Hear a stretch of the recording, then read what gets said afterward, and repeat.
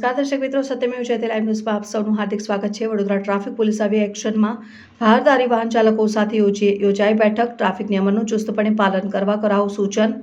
વિશ્વામિત્રી નદીની સફાઈની કામગીરી ચાલતી હોવાથી આડેધડ દોડે છે માટી ભરેલા ડમ્પરો, અકસ્માતનો રહેલો છે ભાઈ। ટ્રાફિક પોલીસ દ્વારા વિશ્વામિત્રી નદીમાંથી માટી ઉલેચતા વાહનોને ખાસ નંબરો આપવામાં આવ્યા। તમામ ડમ્પર ચાલકોને ટ્રાફિકના નિયમોનું ચુસ્તપણે પાલન કરવા કરાવું સૂચન। આપ જુઓ છો એમ વડોદરા શહેરમાં આખા શહેરમાં પ્રી મોન્સૂનની કામગીરી ચાલી રહી છે અને સાથે જ પૂરની પરિસ્થિતિનો પ્રસંગ ઉપસ્થિત ન થાય એના માટે વિશ્વામિત્રીનું વાઇડનિંગ પણ કરવામાં આવી રહ્યું છે।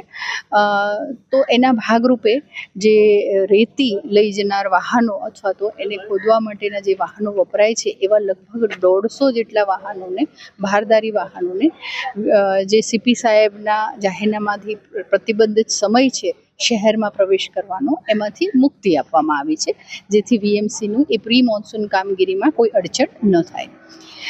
આટલા વિપુલ પ્રમાણમાં જ્યારે ભારદારી વાહનો શહેરમાં પ્રવેશ કરી રહ્યા છે ત્યારે આમ જનતાને એમનાથી કોઈ જોખમ ઊભું ન થાય એના માટે એવા ડ્રાઈવરોને સેન્સિટાઇઝ કરવા માટે કોન્ટ્રાક્ટરને તેમજ તમામ ડ્રાઈવરોને આજે અહીંયા બોલાવવામાં આવ્યા હતા અને એમને વાહન કઈ રીતે સેફલી વડોદરા શહેરમાં ચલાવે જેથી આમ જનતાને ઓછી તકલીફ થાય અથવા કોઈ નુકસાન ન થાય એનું એક માર્ગદર્શન અહીંયા આપવામાં આવ્યું।